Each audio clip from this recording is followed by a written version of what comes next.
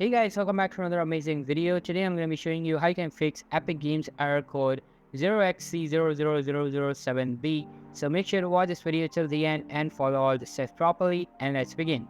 So first of all, open up Windows Explorer and then just go inside the local disk C and then open up program files x86 and then Epic Games and then DirectX Redis. Here you will see a bunch of files that are archived and have names as date.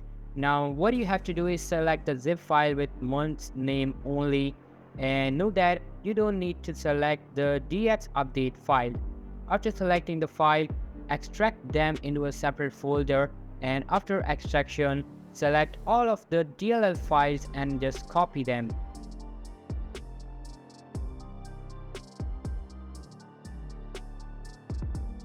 Now again go to the program files x86 folder, and this time go inside the folder named launcher, then portal, and then binaries, win32, and paste the DLL files we just copied from the archives into that folder.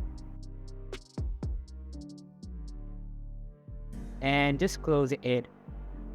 Hopefully this will solve the error occurring in the Epic Games application, and that's how you can fix your Epic Games error code 0xc0007b. So that's all for today's video. Hope you liked the video. I'll be meeting you in the next one. See you soon. Bye.